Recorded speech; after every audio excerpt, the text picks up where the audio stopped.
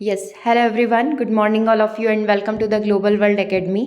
सो आज हम लोग यहाँ पर कंप्लीट करने जा रहे हैं ईवीएस पर्यावरण अध्ययन का एक और पेपर, जो कि लास्ट आपका पीआरटी एग्जाम हुआ था। उसमें जो क्वेश्चंस पूछे गए थे उसी का एक शिफ्ट हम लोग यहाँ पर कंप्लीट करने जा रहे हैं। ओके, साथ ही ईवीएस का आपका कंप्लीट कोर्स भी अवेलेबल है। सो जितने भी स्टूडेंट ईवीएस कोर्स के अंदर आना चाहते हैं, आप ऐप पर आ सकते हैं। ऐप का नाम है ग्लोबल वर्ल्ड एकेडमी ऐप। यहीं से आप ऐप डाउनलोड कर सकते हैं, जो कि लिंक डिस्क्रिप्शन में दे रखा है। आप डेमो क्लासेस विजिट कर सकते हैं, देन आप कंप्लीट कोर्स को यहाँ से बाय कर पाएंगे। साथ ही आपकी कंप्लीट दूसरी क्लासेस भी अवेलेबल है। सीडीपी के लिए अवेलेबल है, मैथ्स पेडागोजी है। ईवीएस में आपको पेडागोजी भी अलग से मिल जाएगा, इसका टेस्ट सीरीज भी मिल जाएगा। सारी जानकारी के लिए आप हमें व्हाट्सअप कर सकते हैं या इसी वीडियो के कमेंट बॉक्स में मेंशन कर सकते हैं। सो स्टार्ट करते सबसे फर्स्ट क्वेश्चन से। The movement to conserve tree was, पेड़ों के संरक्षण का आंदोलन जो था वो क्या था? साइलेंट वैली आंदोलन, चिपको आंदोलन, अपिको आंदोलन या फिर जंगल बचाओ मूवमेंट। तो पेड़ों के संरक्षण के लिए जो आंदोलन किया गया था, जो काफ़ी फेमस भी यहाँ पर हुआ था, ठीक है, वो है अपना चिपको आंदोलन। ठीक है, तो करेक्ट आंसर आपका क्या हो जाएगा? चिपको आंदोलन, ऑप्शन नंबर बी। ठीक है, अब इसे किस नाम से जाना जाता है? चिपको आंदोलन आपको पता होगा किसके जनक किसे माना जाता है। ठीक है, सुंदरलाल बहुगुणा को इसका जनक यहाँ पर माना जाता है। तो इसके बारे में अपन थोड़ा सा डिटेल यहाँ पर देख लेते हैं। तो बी आंसर अपना चिपको आंदोलन करेक्ट हो गया। चिपको आंदोलन 1970 के दशक में भारत के एक अहिंसक आंदोलन के रूप में इसे जाना जाता था, जिसका उद्देश्य पेड़ों और जंगलों के वनों की कटाई से यहाँ पर बचाना था।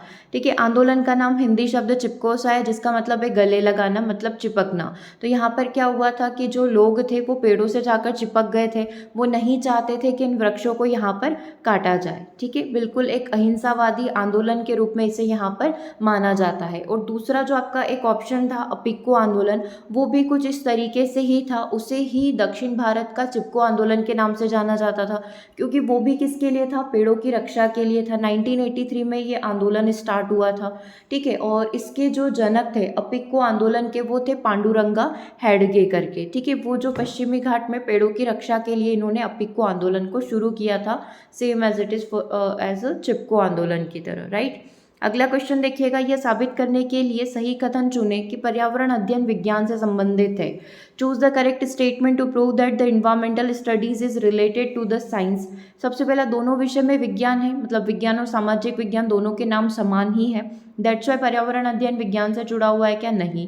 दोनों विषयों का विज्ञान शिक्षक के द्वारा पढ़ाया जा सकता है? नहीं, दोनों के अलग अलग अपने आप में टीचर होते हैं, दोनों अपने आप में अलग है। ठीक है, स्कूल में विज्ञान और ईवीएस दोनों को एक विषय के रूप में यहाँ पर पढ़ाया जाता है। क्या ये रीजन हो सकता है क्या? अगला देखना, विज्ञान ने पर्यावरण को सकारात्मक और नकारात्मक दोनों तरीकों से प्रभावित किया है। तो ये हम लोग कह सकते हैं कि इन्वायरमेंटल स्टडीज इस केस में साइंस से रिलेटेड है। तो इस पेपर में इसका जो करेक्ट आंसर माना है वो ऑप्शन नंबर डी माना है, कि विज्ञान ने पर्यावरण को सकारात्मक और नकारात्मक दोनों तरीके से प्रभावित किया है। दैट्स वाई पर्यावरण अध्ययन विज्ञान से भी यहाँ पर जुड़ा हुआ है। मतलब कहीं ना कहीं साइंस में जितने भी प्रयोग एक्सपेरिमेंट किए जा रहे हैं वो कहीं ना कहीं हमारे इन्वायरमेंट को अफेक्ट कर रहे हैं। तो ऑप्शन नंबर डी ये कहने की कोशिश कर रहा है, इसीलिए इन्वायरमेंट को किससे कनेक्ट किया गया है?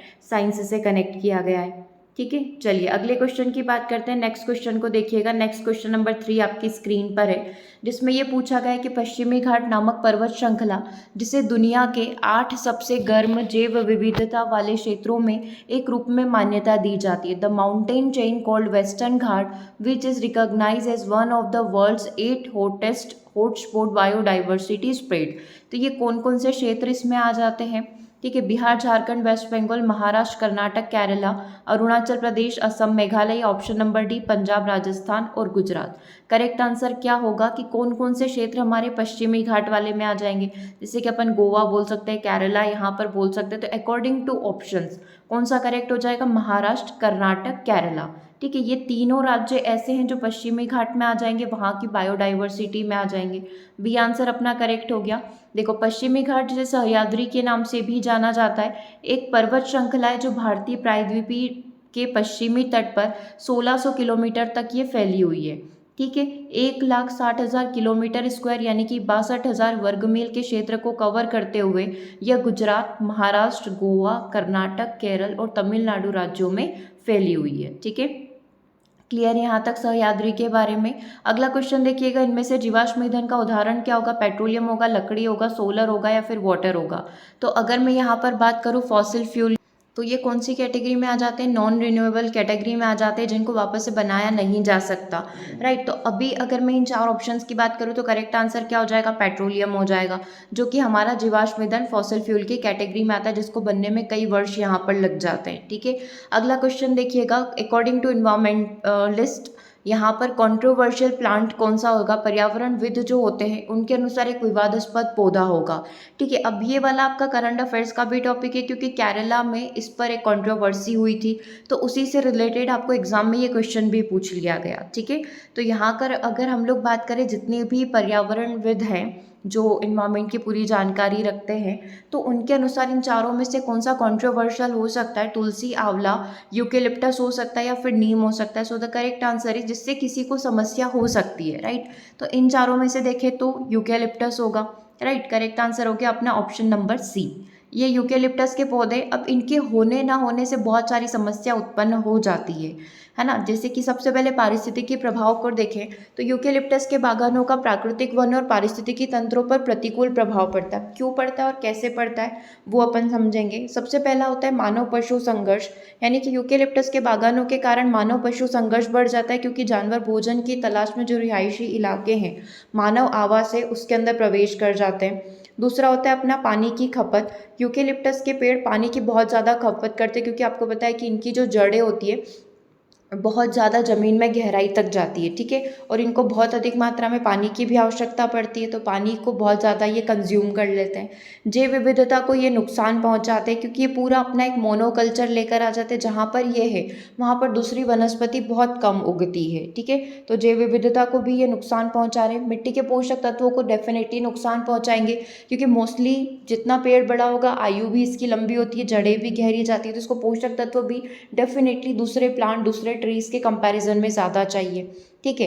वाष्पोत्सर्जन, यूकेलिप्टस के पेड़ों में वाष्पोत्सर्जन की दर बहुत ज़्यादा होती है, जो कि अन्य पेड़ों की तुलना में सूखे में ज़्यादा योगदान देगी। मतलब ये ट्रांसपिरेशन ज़्यादा करते हैं, ज़्यादा पानी की इनको आवश्यकता लगती है, जिसकी वजह से अगर ये वृक्ष बहुत अधिक संख्या में है तो ये सूखा की स्थिति उत्पन्न कर सकते हैं। दैट्स वाई यूकेलिप्टस को एक कॉन्ट्रोवर्शियल पॉइंट पर रखा गया है। अगला क्वेश्चन नंबर 6 देखिएगा। क्वेश्चन नंबर 6 क्या बोल रहा है, doing activities with children will be effectively only if. बच्चों के साथ गतिविधियां करना तब प्रभावी होता है जब बच्चे क्या कर रहे हो, है ना। बच्चों के साथ एक्टिविटी करना कब इफेक्टिव होगा, जब शिक्षक को पता नहीं कि वह ऐसा क्यों कर रहे हैं, है ना। ये तो कोई वैलिड रीज़न नहीं हुआ। दूसरा देखना कि शिक्षक अपनी पाठ योजना को पूरा करने के लिए उसका संचालन करता है। मतलब टीचर अपनी लेसन प्लानिंग के अंदर या अपने लेसन प्लान को कंप्लीट करने के लिए एक्टिविटी करवा रहा है। शिक्षक उन्हें, तीसरा ऑप्शन देखना, शिक्षक उन्हें गतिविधि आधारित अधिगम के लिए प्रधानाध्यापक के निर्देश का पालन करने का दिखावा कर रहा है। मतलब जस्ट एक प्रिंसिपल को दिखाना है कि एक्टिविटी हो रही है, तो ये कोई वैलिड रीज़न है क्या, नहीं है। अगला देखना ऑप्शन नंबर डी क्या बोल रहा है, शिक्षकों का मानना है कि गतिविधि आधारित शिक्षा बच्चे की अवधारणा को समझने में बढ़ावा देगी। डेफिनेटली अगर हम लोग कोई एक्टिविटी कर रहे हैं, कोई बच्चों से एक्टिविटी करवा रहे हैं, तो उस केस में अगर बच्चा एक्टिविटी करके सीखेगा तो डेफिनेटली उसको लर्निंग करने में क्या होगी, आसानी होगी। सो हम लोग बोल सकते हैं ऑप्शन नंबर डी करेक्ट है, ठीक है। इसमें कोई दिक्कत तो नहीं है, समझ में आ गया। बच्चों को एक्टिविटी करके सिखाओगे तो समझने में क्या होगी, आसानी होगी। इन शॉर्ट हम लोग ये कह सकते हैं। अगला देखिएगा, कुत्ते और बिल्ली के आश्रय को क्या नाम दिया गया। देखो हमारे पास एक चैप्टर होता है जिसमें हम लोग सबके जो हैबिटेट, आवास होते हैं उसके बारे में डिस्कस करते हैं। तो अगर डॉग और कैट का आवास है उसे क्या नाम दिया गया, ठीक है। यहाँ पर कैनल हो सकता है, कूप हो सकता है, हट हो सकता है या बांट खलिहान हो सकते हैं। तो इनके लिए कैनल सही होगा, ऑप्शन नंबर 1 यहाँ पर करेक्ट हो जाएगा। जैसे केव की हम लोग यहाँ पर बात करें, गुफा, तो बियर जो हो गया, भालू जो हो गया, वो केव में रहेगा। डॉग कैट कैनल में रहेगा। काऊ शेड में रहेगा। बी मधुमक्खियों का अपना छत्ता होता है जिसे हाइव्स हम लोग बोलते हैं, ठीक है। रैबिट बुरो में रहेगा, अपना खुद का वो बिल बनाकर रहता है। लॉयन कहाँ पर रहता है, डैन में रहता है, ठीक है। काऊ कहाँ पर रहती है, शेड में। हॉर्स जो है अपना हम लोग बोल सकते हैं स्टेबल, अस्तबल में यहाँ पर रहता है, ठीक है। डॉग हो गया, लॉयन यहाँ पर हो गया, ओके। चलिए अगला क्वेश्चन देखिएगा, राजेश्वर मंदिर कहाँ पर स्थित है, चेन्नई, हैदराबाद, तंजावुर या फिर गुजरात के अंदर स्थित है। तो ध्यान रखिएगा जो राजेश्वर मंदिर है ये स्थित है तंजावुर के अंदर, ठीक है। राजेश्वर मंदिर भारत के केरल राज्य के कन्नूर जिले के तलीपरंबा में स्थित एक प्रकार का शिव मंदिर है। ठीक है। 108 प्राचीन शिव मंदिरों में से इसको एक यहाँ का माना जाता है। दक्षिण भारत के अनेक शिव मंदिरों में भी इसका प्रमुख स्थान है। अपने समय के मंदिरों में इसका शिखर सबसे ऊंचा था, दैट्स वाई भी ये बहुत ज़्यादा प्रसिद्ध है। अगला देखिएगा, भारत के पास कितने विश्व धरोहर स्थल हैं? 25, 40, 35 और 19। तो अगर इस टाइप के पेपर की बात करें तो उस समय हमारे पास 40 थे, लेकिन ये नंबर कम नहीं होगा, ये नंबर धीरे धीरे बढ़ता ही जाएगा। तो अभी जो हमारे पास टोटल अवेलेबल है वो 40 से ज़्यादा, मतलब 2 और बढ़ चुके हैं। 42 हेरिटेज साइट्स हमारे भारत के पास अवेलेबल है। और ऐसे रैंकिंग वाइज बात करें तो भारत वर्ल्ड में 6th नंबर पर आता है, जिसके पास इतनी ज़्यादा वर्ल्ड हेरिटेज साइट्स है। ठीक है, जिसमें से हमारी सांस्कृतिक धरोहर 34 है, 7 नेचुरल साइट्स है और एक मिक्स्ड साइट है। ऐसे करके टोटल 42 हो गई है। और ओवरऑल वर्ल्ड की बात करें तो हम लोग 6th नंबर पर आते हैं। एक बार आप चाहें तो इसका स्क्रीनशॉट ले सकते हैं। इसमें 40 के बारे में तो बताया हुआ है, और ये जो रिपोर्ट है ये 2023 तक की है। 2023 तक हमारे पास कितनी हो चुकी है? 42 यहाँ पर हो चुकी है। ये सारे ही नाम इसके अंदर मेंशन कर रखे हैं। ठीक है, जैसे काजीरंगा हो गया, फतेहपुर सिकरी हो गया। ठीक है, ये सारी चीज़ें यहाँ पर इसमें मेंशन करी हुई है। रानी की वाव, एलोरा केव्स हो गई, एलिफेंटा केव्स हो गई, अजंता केव्स हो गई। ठीक है, चलिए आगे बढ़ जाते हैं अगले क्वेश्चन की तरफ। कौन सी वाटरशेड विकास परियोजना केंद्र सरकार द्वारा प्रायोजित की गई है और ग्राम पंचायत द्वारा पेयजल, सिंचाई, मत्स्य पालन और वनीकरण के लिए कार्यान्वित किए गए? हर गांव में इस योजना को लागू किया गया है। बेसिकली ये योजना करती क्या है? इस योजना का नाम है हरियाली योजना। मतलब आप अपने गांव में पानी को स्टोर कर सकते हैं। जैसे वर्षा का समय था तो वर्षा से कुछ समय पहले, कुछ महीनों पहले सरकार ने ये योजना लॉन्च करी थी, जिसमें ये किया जाएगा कि आप अपने खेत जो है या जो भी खाली स्थान है वहाँ पर कुछ तालाब इस तरीके का बना सकते हैं, ताकि लंबे समय तक पानी को क्या किया जा सके? स्टोर किया जा सके। तो बेसिकली क्वेश्चन यही पूछ रहा है कि which watershed development project sponsored by the central government, है ना, केंद्र सरकार के द्वारा कौन सा प्रोजेक्ट यहाँ पर लाया गया है जो कि ग्राम पंचायत, मतलब ग्राम लेवल पर आप पानी का क्या करेंगे? इस तरीके से स्टोरेज करेंगे। तो इस स्कीम का नाम था हरियाली स्कीम। ठीक है, एक यहाँ पर आप चेक कर सकते हैं इसे। सेकेंड देखो, केंद्र सरकार द्वारा प्रायोजित ये वाली स्कीम का नाम रखा गया है हरियाली स्कीम। हरियाली केंद्र सरकार की एक पहल है जिसका उद्देश्य ग्रामीण आबादी को पेयजल, सिंचाई, मत्स्य पालन और वनीकरण सहित विभिन्न गतिविधियों के माध्यम से जल का संरक्षण करने का यहाँ पर योजना बनाता है कि जल का संरक्षण किस तरीके से किया जाए, कैसे उसे लंबे समय तक स्टोर करके रखा जाए ताकि जमीन के अंदर पानी की मात्रा यहाँ पर बनी रहे, मतलब वाटर टेबल यहाँ पर मेंटेन रहे। ठीक है, तो ग्राम पंचायत लेवल पर इसे स्टार्ट किया गया। मेन फोकस क्या है? जल संरक्षण पर फोकस करना, कि किसी भी तरीके से जल को संरक्षित किया जाए। ठीक है, ग्राम पंचायत क्या करेगी? हर गांव में यहाँ पर इस तरीके से एक्टिविटी करवाएगी। सामुदायिक भागीदारी था। हरियाली की सफलता के लिए स्थानीय समुदायों की सक्रिय भागीदारी, हर एक व्यक्ति इसमें पार्टिसिपेट करे। ठीक है, चलिए अगला क्वेश्चन भी देखिएगा कि जो वाटरशेड मैनेजमेंट बनाए जाते हैं इसका उद्देश्य क्या है? भूमि और जल उपयोग की समस्या को दूर करना, बढ़ती जनसंख्या को बनाए रखना और इंक्रीजिंग लिविंग स्टैंडर्ड, जीवन स्तर में वृद्धि करना, या अपने संसाधनों का वितरण करना। तो बेसिकली वाटरशेड मैनेजमेंट वही है कि आप पानी को लंबे समय तक क्या करें? स्टोर करके रख सकें, ताकि जो जल स्तर है ज़मीन का वो क्या रहे? मेंटेन रहे। ये हरियाली स्कीम के तहत यहाँ पर क्या किया जाएगा? एक खाली स्थान है, इसको पानी वो किया जाएगा, एक पूरा गहरा गड्ढा हम लोग बोल सकते हैं वो बनाया जाएगा और पानी इसके अंदर, वर्षा का पानी स्टोर किया जाएगा। राइट, तो ये आप यहाँ पर देख सकते हैं। बाकी अभी हमसे पूछा था कि वाटरशेड प्रबंधन जो है इसका उद्देश्य भूमि और जल उपयोग की जो समस्या है उसको सुधारना है, उसको पूरा करना है। ओके, नेक्स्ट क्वेश्चन देखिएगा। हिमपात एक शीतकालीन तूफान है। अ snow storm is a winter storm, जिसमें वर्षा का प्राथमिक रूप से बर्फ होता है, और एक ऐसा तूफान 32 मील प्रति घंटे से ऊपर की हवाओं के साथ होता है जो कि दृश्यता को गंभीर रूप से कम कर देगा। यह क्या बन जाता है? क्वेश्चन की लैंग्वेज समझ में आई? मतलब एक तूफान आ रहा है, मतलब आप ये समझ सकते हैं कि बर्फ गिर रही है। ठीक है, उसी के साथ साथ क्या हो रहा है? 32 मील प्रति घंटे की रफ्तार से यहाँ पर हवाएं भी चल रही है। मतलब बर्फ़ के साथ साथ क्या चल रही है? तेज़ हवाएं चल रही है, मतलब एक तरीके का तूफान आ गया है। तो जब बर्फीला तूफान आता है तो उसे किस नाम से जाना जाता है ना? तो ऑप्शन में ही आपको दे दिया है बर्फीला तूफान, तो आंसर क्या हो जाएगा आपका? Option number 1।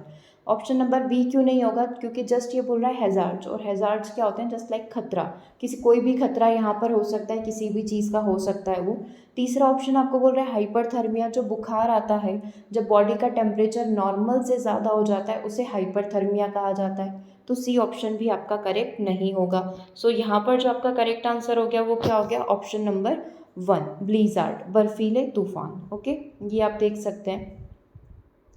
चलिए नेक्स्ट क्वेश्चन नंबर 13 की तरफ चलते हैं। बाघों को उनकी हड्डियों के कथित औषधि गुणों के लिए बड़े पैमाने पर मार दिया जाता है, जिसका उपयोग किस चीज़ को बनाने में किया जाता है? यहाँ पर दवाइयाँ बनाने के लिए बाघों को ख़त्म किया जा रहा है ना? और ये वाली कौन सी दवाई जो होती है इससे बनती है, ये अपन कह सकते हैं Chinese medicine, Japanese furniture, phyto medicine या हर्बल मेडिसिन। तो आंसर है चाइनीज़ मेडिसिन। बाघों को उनकी हड्डियों के कथित औषधि गुणों के लिए बड़े पैमाने पर खत्म किया जा रहा है, जिसका उपयोग चाइनीज़ मेडिसिन बनाने में किया जाता है। ठीक है, उनके अपने औषधि गुण हैं, वो ये ऐसा मानते हैं। तो पारंपरिक चीनी चिकित्सा में बाघ की हड्डियों का उपयोग करके कई दवाइयों का उत्पादन किया जाता है, जिसमें बाघ की हड्डी से बनी शराब भी शामिल है, जिसके बारे में माना जाता है कि यह गाठिया और एक्जिमा सहित कई बीमारियों को खत्म भी कर देता है। ठीक है, बाघ की हड्डी से बनी शराब के अंदर एक मादक पेय पदार्थ होता है, जो कि बाघ की हड्डियाँ और 147 जड़ी बूटी और मसालों को पीसकर बनाया जाता है। उत्पादन प्रक्रिया में लगभग 8 साल यहाँ पर लग जाते हैं, और इसके परिणाम स्वरूप उच्च अल्कोहल सांद्रता यहाँ पर इसके अंदर पाई जाती है। बाघ की हड्डी की यहाँ पर बात करें तो इसकी हड्डियों को उबालकर गोंद बनाया जाता है। ठीक है, और बाघ की खाल को पहना भी जाता है कपड़ों के रूप में।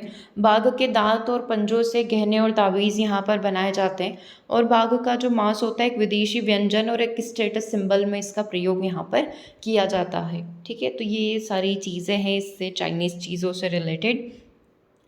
अगला देखिएगा, इसरो है successfully demonstrated free space quantum communication over a distance of.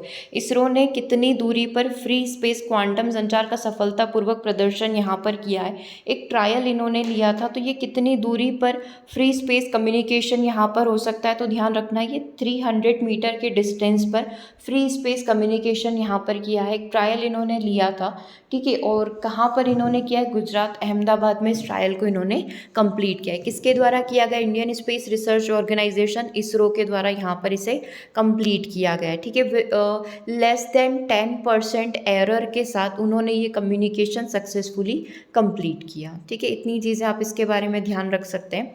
अगला क्वेश्चन देखिएगा, कृत्रिम सूर्य एक प्रकार का परमाणु संलयन है, स्टीम टरबाइन है, उबलते पानी का रिएक्टर है, या फिर परमाणु विखंडन रिएक्टर है? तो अगर आर्टिफिशियल सन की बात की जाए तो बेसिकली ये कौन से कंसेप्ट पर कार्य करता है? हम लोग ऐसा भी कह सकते हैं, तो ये न्यूक्लियर फ्यूजन रिएक्टर कंसेप्ट पर कार्य करेगा। ठीक है, इस चीज़ को ध्यान रखिएगा। अगला क्वेश्चन देखते हैं 16th। किस प्रयोगशाला ने आदित्य L1 के लिए प्लाज्मा विश्लेषक पैकेज बनाया था? देखना, plasma analyser package, plasma analyser package for Aditya. तो इन शॉर्ट इसको क्या बोला जाता है? पापा बोला जाता है। ठीक है, पापा का फुल फॉर्म भी पूछा जा सकता है, ध्यान रखना। ठीक है, plasma analyser package for Aditya L1। तो किस प्रयोगशाला ने आदित्य L1, आपको ध्यान होगा सूर्य का मिशन है, तो किस प्रयोगशाला ने आदित्य L1 के लिए प्लाज्मा विश्लेषक पैकेज यहाँ पर बनाया है? ठीक है, करिए आंसर इसका क्या होना चाहिए, किसके द्वारा इसको निर्मित किया गया है? देखो, जेट प्रणोदन प्रयोगशाला के द्वारा। ठीक है, दूसरा लिखा गया अंतरिक्ष भौतिक प्रयोगशाला VSSC, जो विक्रम साराभाई है इन शॉर्ट, स्पेस एक्स के द्वारा या DRDO के द्वारा। तो ऑप्शन नंबर बी अपना यहाँ पर करेक्ट हो जाएगा। ठीक है, सन का मिशन, सबसे पहले तो ये चीज़ ध्यान रखना, ये सन का मिशन है आदित्य L1। ठीक है, इस फर्स्ट स्पेस बेस्ड मिशन बनाया गया है सन के बारे में सारी जानकारी प्राप्त करने के लिए। इसके लिए जो पापा पैकेज क्रिएट किया गया है वो किसने किया? अंतरिक्ष भौतिक प्रयोगशाला विक्रम साराभाई जो है उनके द्वारा इसे, मतलब बोल सकते हैं संस्था के द्वारा इसे प्रिपेयर किया गया। तो अपन इनके बारे में थोड़ा सा डिटेल देख लेते हैं। आदित्य L1 मिशन पर आदित्य के लिए प्लाज्मा विश्लेषक पैकेज, इन शॉर्ट पापा, पेलोड को विक्रम साराभाई अंतरिक्ष केंद्र VSSC में अंतरिक्ष भौतिक प्रयोगशाला SPL द्वारा विकसित किया गया, जो कि इसरो का ही एक हिस्सा है। इसके बारे में कुछ फैक्ट अपन जान लेते हैं। सबसे पहले कार्य कम ऊर्जा रेंज में सौर पवन इलेक्ट्रॉन और आयन को ये कैलकुलेट करेगा। इसमें दो फैक्टर यानी कि इसमें दो सेंसर पाए जाएंगे। सबसे पहला सौर पवन इलेक्ट्रॉन ऊर्जा जांच, और दूसरा सौर पवन आयन संरचना विश्लेषक। ठीक है, आप इसे इंग्लिश में ज़रूर से देख लेना क्योंकि फुल फॉर्म पूछा जा सकता है। Solar wind electron energy probe, that is sweep. ठीक है, स्वीप तो याद रह जाएगा। Solar wind electron energy probe. दूसरा देखना सोलर विंड कंपोजिशन एनालाइजर, है ना, स्वीकार आप इसे पढ़ सकते हैं।